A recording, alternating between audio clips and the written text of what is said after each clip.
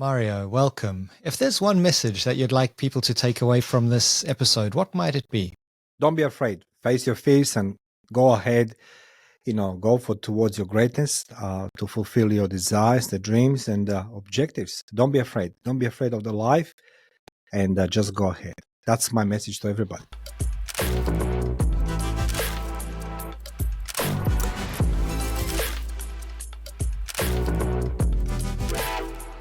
For those who haven't encountered your work yet, perhaps you could share a little bit about your story and what you do.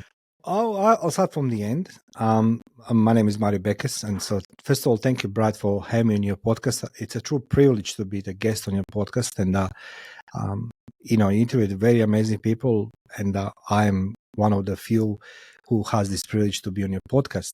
So my name is Mario Bekes. I'm the managing director of the company called Inside Intelligence Group, and my business is built around 3 F's: fear, fight, and freedom. You remember that moment when somebody tried to take advantage of you. Well, that's where I'm stepping in. So people have the fear to be ripped off, to be scammed, to be defrauded and taken money, and the list goes on. So that's where I'm stepping with my company, Inside Intelligence Group, to investigate potential fraud, scam, crime events, and other Hey there, if you'd like to support this show and help us continue producing this kind of content, please visit startwithvalues.com. There's a link in the show notes, and pre-order my forthcoming book. It's packed full of tools, insights, techniques to help you live a values-aligned life, to reduce stress, increase fulfillment, and it makes a great gift. So perhaps it's something you could share with someone else who you care about. That would mean the absolute world to me. Thank you again, and all the best. Let's get back to the episode. Not so pleasant events in the organization. We're doing the claims investigations, everything else. Second one, it's a fight. We investigate it for the client, which leads into freedom. Basically, a client can do their daily job day to day, and we're performing our task. We conclude investigations with recommendations, and we talk either with the law firms or legal departments, insurance companies. So that's where I am right now. But my childhood started in in the last century, 1972, and I was born on a country then so-called Yugoslavia. And I always said to people, be careful what you wish for. I always wished to become the soldier at age 14. My parents were typical communist product, alcoholics and the hard workers, and they couldn't educate me, and I wanted more. So I enrolled to military school. My grandfather sent me. He became my guardian, custodian, and 1991, when I was 18 years of age, the war broke out. So I said to people, be careful what you wish for. Do not always, don't believe that the wishes doesn't come true. And at the age of 18, I went to the combat, and that's my start. Interesting. And what got you interested in the world of intelligence? I was blessed enough. I had my grandfather, who was second in charge in ex-Yugoslavia of the secret police, and he was always telling me, and actually he told me, I don't want you to go in that direction. But as a kid, when the people say like, don't go, I was naive, Brad. I was in life. We all start somewhere, and I started in military, and I progressed very quickly because of the experience in the combat, and I was being engaged in war from the beginning, literally from the beginning. On top of this, my parents, they abandoned me. Like they left. They left me a message on the table. War broke out. We're okay. They left night before. So I was being drawn all the time into this world of black cells and mysteries of the societies and everything else. And I said to myself, how I can be the part of this? Well, you can't be part because you want it. We need to invite you. And little by little, I was being associating myself with the people who actually they start grooming me for the military security services intelligence. When the war finished, 96, I was being sent to a couple schools, intelligence academy and military forensic academy. There was a variety of these courses and trainings. That eventually, in 98, I was being transferred into foreign intelligence, Department of Foreign Affairs. where I continue my career from military to diplomatic intelligence.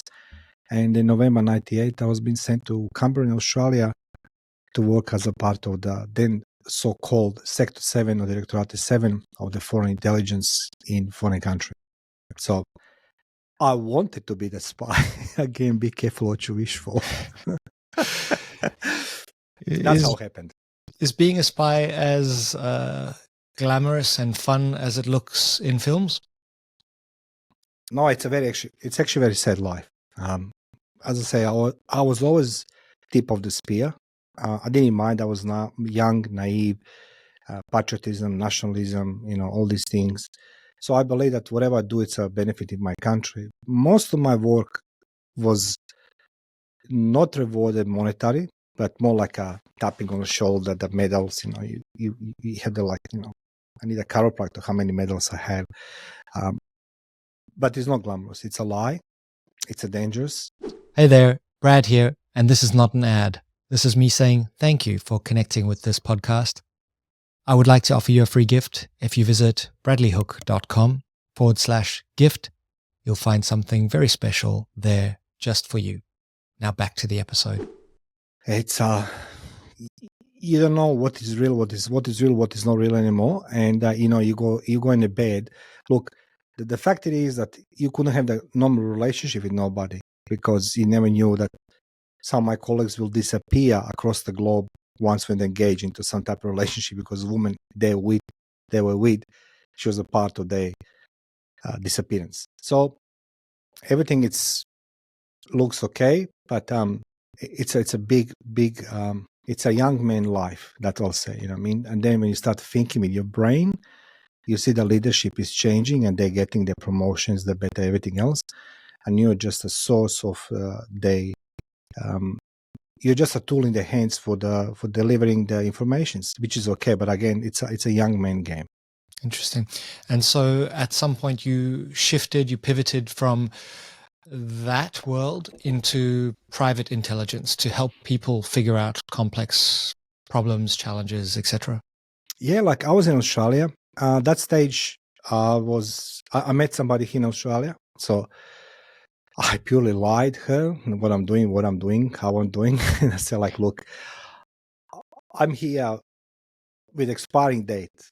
And she says, what do you mean? I said, we can date till the 31st of December 2003. And she says, like, nobody was so precise. I said, like, look, because, darling, on the 1st of January, I'm leaving country going to Washington. So I need to be honest and say these things. So we decided to stay together, have the family, live the Aussie dream, get a loan, our mortgage, you know what I mean, and all these things. My son was born then. And that's where my trouble started, actually. I was believing that the world owes me, Brad, that I am God-given person and everybody should bow to me because of my experience. It wasn't like this. So I started my life in less glamorous roles. I was a bouncer, cleaner in hotel till the 98, as you remember. Sorry, 2008 when the GFC hit it. I was then in corporate world. I lost everything, lost the home, lost the family. We lost literally everything. Everything fell apart. I decided to start my own business, Inside Intelligence. So like, negative event unfolded part in front of me to start to actually utilizing my knowledge, experience. And that's how I started my Inside Intelligence in 2009. Great. Thank you. So talk to me about social engineering and hacking the human brain. Oh, man. Thank you for asking this question. In a nutshell, people are the biggest CPU processors in the world. We are all the source of information. Even before become tangible as a product or service, it's our idea. And in a world I was a part, human intelligence, that means that you're extracting information from human to human. Social engineering, it's all about hacking the human brain. And most of the times it's happening to corporate world right now when people either they are in public, traveling. So you can invest so much money into protecting cybersecurity, like the passwords and anything else. But at the end of the day, Brad, you'll agree with me. If leadership doesn't know how to protect the IP, there's no software that can protect. And that's what I'm fitting in. Hey, Brad here. Would you believe that around 70% of the people who watch this podcast have not yet subscribed? It would mean the world to us if you click that subscribe button on whichever platform you use so that we can stay connected with you and you'll receive notifications when we add new episodes. We really appreciate you coming and connecting with us and being part of our community. So all the best.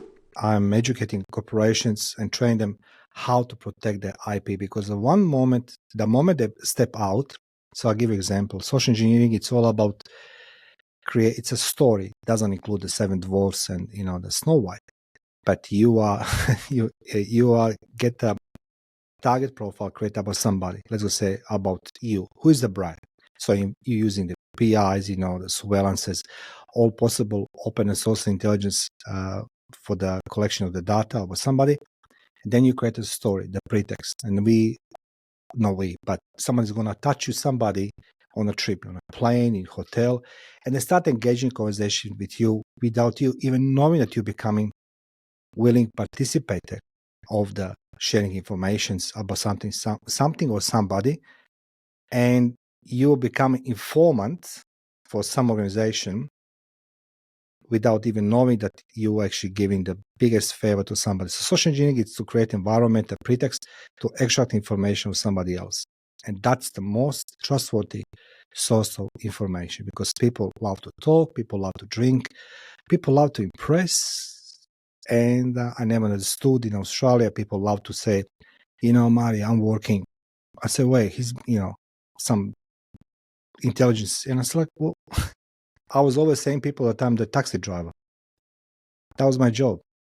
So people put you on the side. So social engineering is about extracting information through the pretext and creating the environment for you or her to be entrapped into a conversation where you willingly become the participator of sharing information. And this can happen to anyone, I suppose. And I'll give you a quick example. So for those people out there who are wondering if this could happen to them, I had a friend, it was a friend of a friend, and I knew he ran some websites overseas in France, and they were adult websites. Anyway, one day he contacted me out of the blue and said, "Oh, send me your address. I want to send you a few things." And I thought, okay, it's just he wants to send me a gift. Strange, but okay, fine. I later found out that he had registered all of these adult websites to my name, and because he was afraid of the Russian mafia coming after him. I mean, it can happen to anyone in the strangest situations. We all become a victim of our success. I always say to people, less sell, more buy. The walls have the eaves, and every piece of information about you, about me in public. I'll just give you an example. I was doing recently one presentation explaining why those things with the most of these so-called gurus and rich people doesn't work, because people who are quite wealthy and influential, you don't know their home address, how the home looks like inside, outside.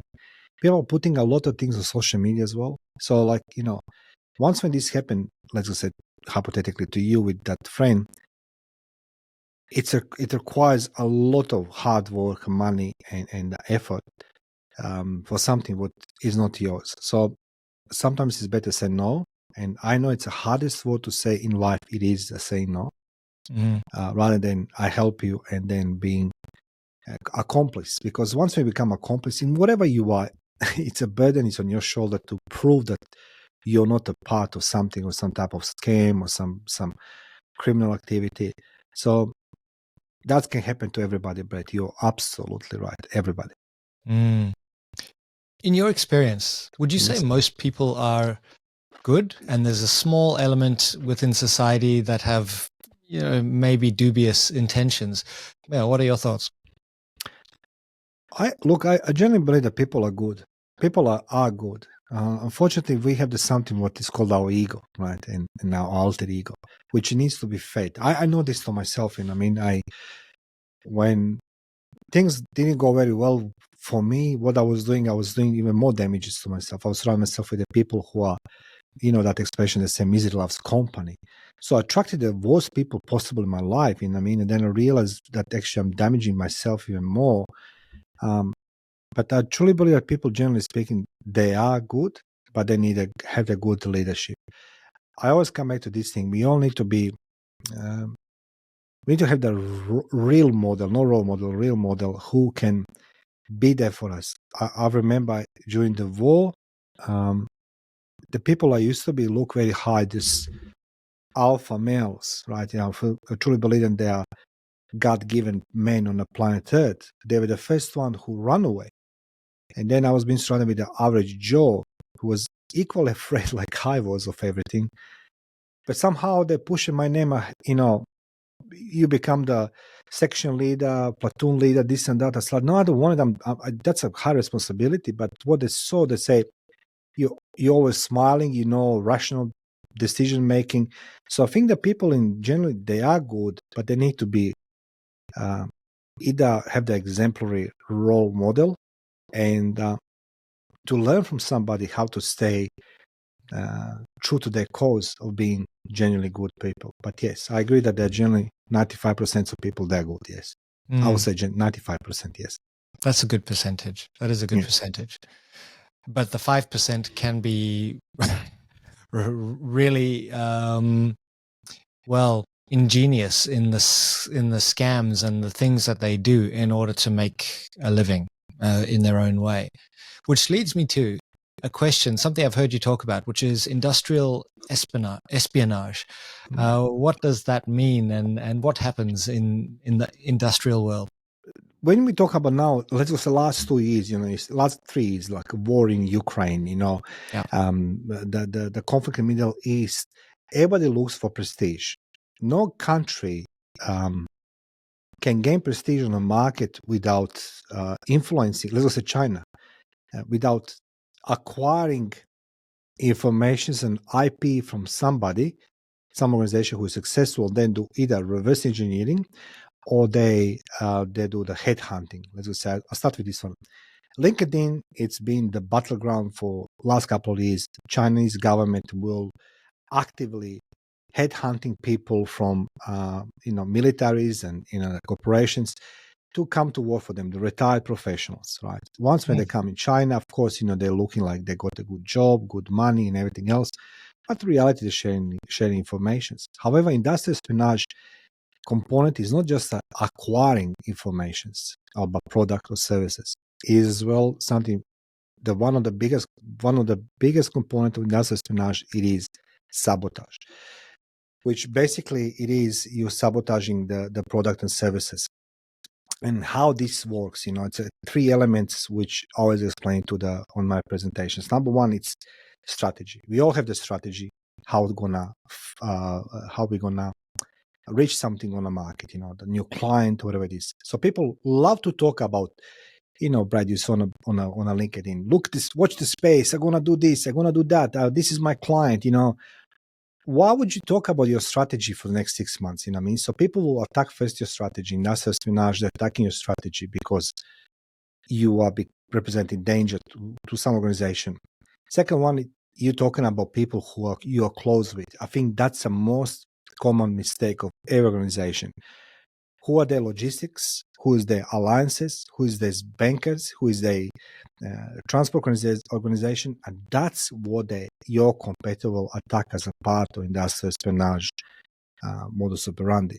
And then thirdly, that's coming then direct attack on a leadership on organization. So industrial espionage is not just about acquiring information, but as well destroying your presence on the market. And that cost, I think it's like a $500 billion last year was in missing information, you know what I mean? So that's a big problem for organizations. So that is the new front line for the corporations to protect the intellectual property, to protect their services and products, to protect that vital lines of existence of the corporation or business in the market. I feel naive when I think, I always think most companies are out there doing the best they can. I suppose it's the same thing. It's like the 95 to 5% kind of rule, but there might be competitors out there who actively try to maybe destroy your reputation. That's an easy one. You could easily downvote people's ratings and things like that. Is that a form of espionage, or is that just Yes, that's that is sabotage? correct. That's correct. So, but before you destroy the name, you need to destroy that two previous things. That's a planning and operational presence on the market. Secondly, it's destroyed your alliances, your logistics. There's a case a few years ago. I'm just gonna give you example between the Oracle and Microsoft. It was a big fight. Mm, So the Oracle hired a private investigative firm in America, like this is ex CIA agents, all mhm, these big names. So you know what they say: the one man trash, it's other man treasure. mm, So what they have the great idea, like this is the best thing. I see in Australia, it's happening every day. So what they hired, Oracle hired a company. They hired they call the janitor, the cleaner, and they say like, look, we give you some money, bring us the trash out from the Microsoft offices, right? You can check online. It's still the articles. Anyway, the cleaner says like, well, I'm doing this job. I am the cleaner, so I better go to Microsoft. I mean, they're going to offer me more money. So he dobbed them. I mean, it's like literally dobbed them. So I, there was a big fight. I mean, between the Oracle and the Microsoft, and I'm so sorry, you sorry. But what I try to say to you, sometimes information is not just in the form of the human or the hard drive, but the garbage. And that's what the people forgetting. Everyone's going garbage bin, it stays unattended. Once when they hit the street, it belongs to nobody. So I can steal it. I wrote articles called Trash Intelligence. So to destroy your reputation, your question is like, most of the time it's going to be hit and miss. Most of the time, some organizations are going to hire the PR companies to run the articles about you as a part of destroying reputation. So they say like, oh, Brad and Mario, they're running the great podcast and they will pay but public's going to say like, well, that's not a podcast I like. I mean, for example, right? So I mm. try to say that's what they're doing and that's how they're destroying reputation based. Journalists and the PR are the part of that network. And then, of course, there's the revolving doors between organizations such as, giant pharmaceutical companies and government departments, or where the trade secrets. Well, I mean, I heard about this, so it can be quite blatant, where you've got a consulting firm working both for the regulators, for the government, and for a company, and they're basically helping the company to bypass the regulations, and they're making regulations that are easy to bypass. I mean, it's crazy. That's happening today. That is very correct. Yes. Yeah, yeah, scary. So, okay, so there is a world out there of industrial espionage. Any tips for equipping your team to be more vigilant so that they don't fall into the trap? Okay. There's only one thing I can really say because I was recently in Berlin in May. I was doing the research into the notorious intelligence organization called Stasi, which was in Cold War one of the most ruthless and efficient agencies in the planet. And the only reason why people know so much about them because it's the first modern agency when being caught, with the still hands on desk. I mean, like there's nothing destroyed, like little bit archives. But one thing Mm, I was asking the people who work in Stasi, they were first of all they were very proud, and I said like, okay, once when you are in foreign country, why didn't you um, uh, become the fugitive? Right? I mean, why did you dissident or whatever escape? I mean, like most of these mm, agents will do. Each one, Brad told me this says like, if you look in corporations today, what is missing? I said like, well, I don't know, pen and paper, whatever. It says to me, pride and patriotism. So believe into leadership. And I said like, I don't understand. So they were believing into leadership. Even they were, let's go say, in France, in America, and everything else, far, far away from the eyes and the ears, they will conduct themselves even better, more ruthless, more efficient, because they believe in a leadership. So every organization out there, answer on your question is, you need to build that among your employees that they are part of the organization in a way that they need to believe that their presence and their work is so valuable for organization, because that's what the people want, apart of the money, of course. You know what I mean? They want to know that they're being valued, that their effort has been noticed, and that it can be awarded, rewarded, and stipulated. Because otherwise, as you say, revolving doors, that's a problem for every organization. Every organization. That's such an important point. Make your people feel like they truly belong and they'll be loyal. Social engineering becomes so much more difficult if people love what they do, if they feel a sense of purpose. So that's right. Creating a purposeful workplace is not fluffy woo-woo wellness kind of stuff.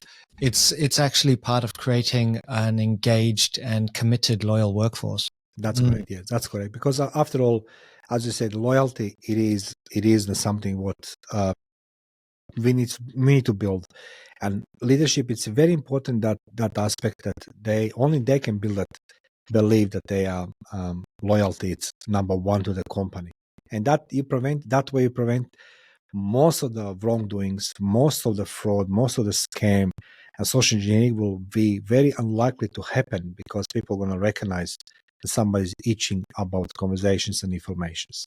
Excellent. Fear. We started off with that topic, and I think now is the time. How can we deal more effectively with fear? I always was wondering why I'm afraid of the things, and I was always, most of my life, I was afraid, right? I was afraid. I'll not lie. Even in a war, regardless of my achievements and everything else, when I was afraid, I was most of the time I was reckless, right? And I achieved the best results. But I done it because I was afraid. I will run fast.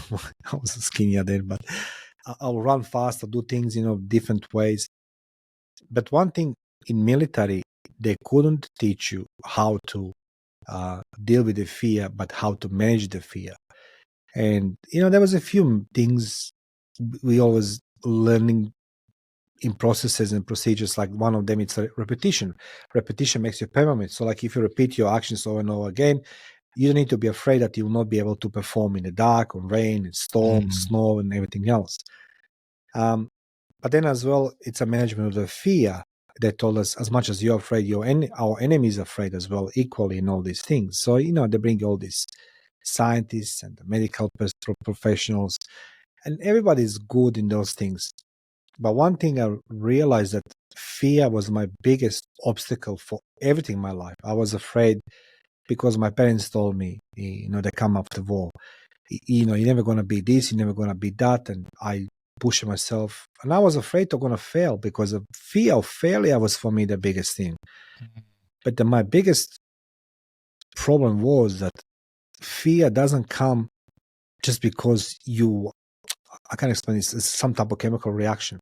You must have that external input. And my external input in everybody's life, it is people around us. They sow that little seed of the fear in your brain. You're going to fail. You are miserable. You are nothing. My mom, my dad was, continuously, they were drunk 24/7, but they continuously telling me I'm the failure. I'm like, look at yourself, guys. People around me, don't do podcasts, because podcasts are reserved for the people who are successful, this and that. Don't start a business, because business, you know nothing about business. So the fear will continuously be pushed into my mind. But in military, I learned other thing. With the fear comes something else called the pain. The pain, because pain is physical, right? So how you can tolerate the pain.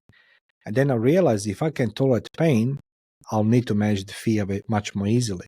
So the fear, it's real. It's given us by birth. It's wired in our brain. And we need to understand that everybody's afraid in life. But the only difference between failure and managing fear is what you're going to do with your next step. You're going to face the fears or stay back. Somebody else is going to go ahead. Yeah, absolutely. So recognizing it's just a signal, and it's there possibly because of how you were raised, the stories you've been told, the stories you tell yourself. but that's all it is. So either freeze and don't do anything, Yeah. or accept it and move forward.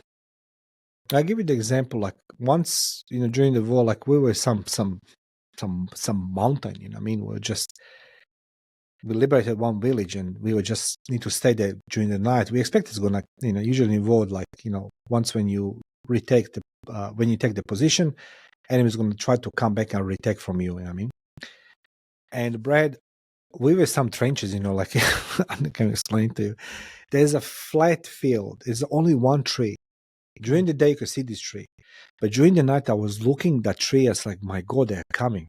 You know what I mean? So I sound alarm, and we are all shooting everything what we have. Like, in the morning, we expected like thousands of bodies. You know what I mean? There's nothing there. There's nothing. There's a tree. Because my eyes saw the tree. It's walking, representing enemy. And I was so much afraid. But, like everybody was afraid equally because, half of them were sleeping.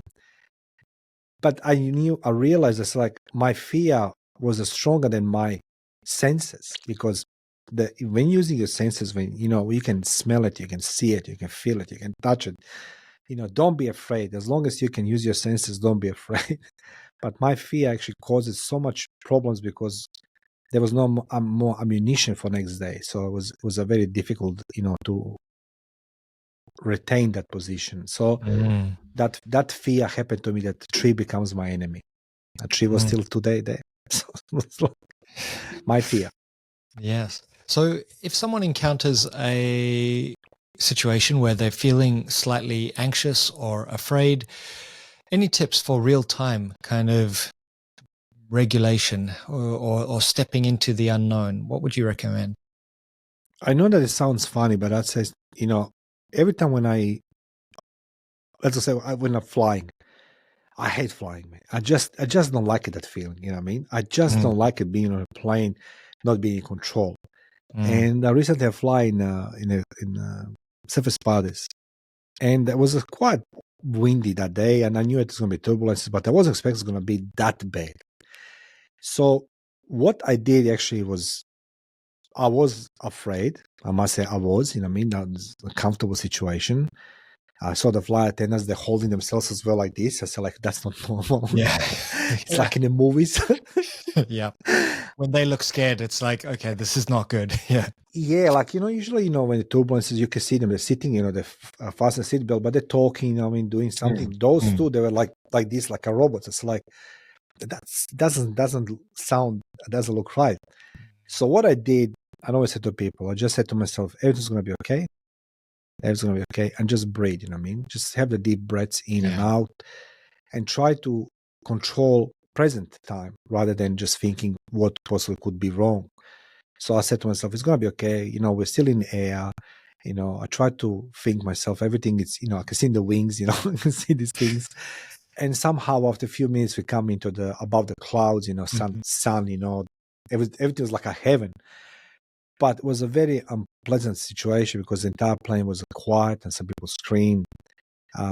So what I'm suggesting people, try to breathe, try to control the now rather than what will happen in future, because it didn't happen. I know it sounds easier to say, but I was breathing. I said, okay, it's going to be okay. Everything's going to be okay. And the girl next to me, she says to me, how are you feeling? I said, like, look, I feel terrified, but it's going to be okay. She says to me, oh, thank you for telling me that's going to be okay. I was like, so, Yeah. But don't worry about it. When the sun comes out, plane was leveled, everything's okay. Who is the biggest hero? He was okay. That's it. So, truth speaking, just breathe and try to find a way that, what makes you comfortable to say to yourself that's going to be okay. How can we remove the word can't from our vocabulary? I was always wondering those positive thinking and, I am, I want this and that. Because I truly believe, let's just say in the army, when I was in military, particularly in war, there was many situations when it looks like hopeless and, desperate and, you say like, no, that cannot be done. But I can't, it doesn't exist in my vocabulary. Everything can be done. There's always something. it can be done. If I don't know how to do it, somebody else know. If I don't know how to run something, I'm going to call the Brad and say, Brad, can you help me? What do you think what I should do? So the knowledge is to be shared. And that's what I love podcasting, because you can learn. Nobody can tell you what you should say or not say, but what you decide to do is going to make you that person. You know what I mean? You're going to achieve your results, or you'll fail. As I said before, like if you said to yourself, I can't do it, you're never going to achieve. Never going to achieve. So don't be upset and jealous on people around me. When I was starting my business, I told myself I can do it, I will do it, and I lied to myself most of the time. I have the doubts, I have the fears, everything else. But repeating continuously myself, I will do it. I know what I'm doing.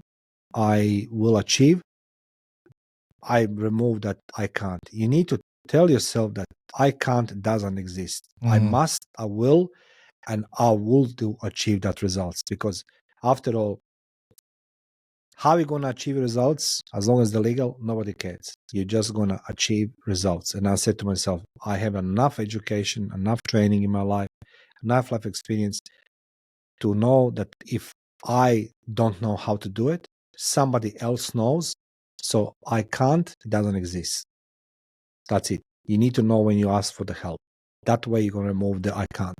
Saying I can't is a form of self-sabotage, really, because as you said, there is usually a way forward. And so many people have these limiting beliefs, and they're given to them by parents, friends. I remember being told when I was probably about 21, well, someone just laughed in my face when I said one day I'm going to write a book. I still wasn't clear about what the book would be, but it was a case of just laughing in my face. Now, you could go one of two ways. You could just accept it and go, and I did wonder for a moment, well, who am I to think that I could actually do that? Or you can go the opposite direction and say, I'll prove you wrong, which is what I did. But it's interesting. People do need to step back from time to time and just check in with those limiting beliefs, because we live in an age where not only have you got tools at your disposal, you've got things like AI at your disposal. So you can come up with incredible strategies, incredible content, whatever it is that's important to you. I think can't should be removed from everyone's vocabulary. I concur with you. So like, takes the time, and as like we need a guidance of the people. Like I truly believe that there's always solution there. We just need to learn who we're gonna ask for that support, because that makes big difference. When you ask people who are don't want to see you succeeding, obviously you're never gonna succeed, and they're gonna hear so many things why you should not do it. My father, when passed away, I remember day before he passed away, he called me, he want to talk to me, like after so many years, and he says to me, I wish I'd done this, I wish I'd done this, I wish. And I said to him, Dad, it's a little bit too late now, you're just gonna die, like soon. And he says to me, I was a coward, you are not. And it's gone. And I said to myself, so all his life he knew he's a coward, but because of his cowardice, he tried to stop me to become who I am. And you're absolutely right with self-sabotage, Brad. That is correct. We're self-sabotaging ourselves big time. And the thing that you really don't want is to get to the end of your life and have regrets. Like, I had so much potential. I wish I had tried this. I wish I tried that. Rather just do it. Face your fears, try, fail, learn something, move forward. At some point, something is probably going to work out if you keep trying. Yes.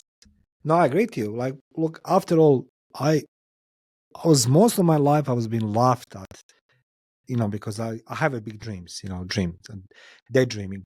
I always said to people, be careful what you wish for. I'll just give you one more example. On the 15th of January 1992, Croatia was internationally recognized. And that was one of the most worst days in my life, because the shelling was day and night, like it was a terrible, it was a winter, 25 degrees below, everything was frozen. And then, in the trenches, we have those shipping containers, and my unit was consisting from the 60 plus old man with the cancer, with the dying, because there was a last drafted, man, because there was nobody to fight. Mm. And there was a commercial that, was a TV, the big tubes, it was like huge. And there was a commercial on TV, something about cheeseburgers, burgers on Ibiza, and there's a girls on bikini. And I look at up in the sky afternoon, I saw that, hot air behind the plane. Who knows where he was, far away. I said, one day I gonna be on that plane with those girls in bikini having cheeseburger and Ibiza. And everybody was laughing to me, right? What are you dreaming? Like you are commanding officer, you should know daydreaming and everything else. I say, I'm going to be in the country with the girls and cheeseburgers, eating bikinis, eating cheeseburgers. Guess what, Brad? 7 years later, I was on a plane in Australia. Okay, it's not Ibiza, but people eat cheeseburger here. There's a lot of, it's over summer in Australia almost.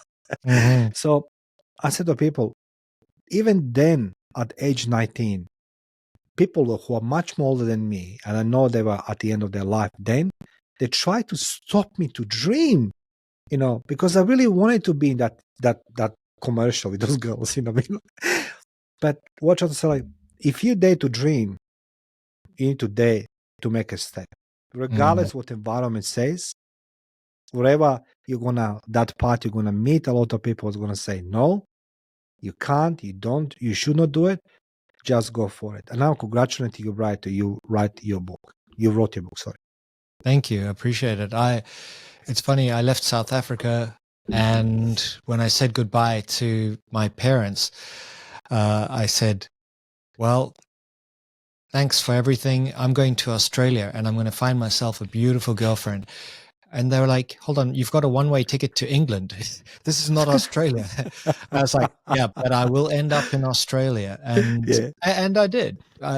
Somehow, if you focus on what you want enough, you can get there. And along the way, I did private security and a whole lot of stuff, which is in my forthcoming book, Start with Values.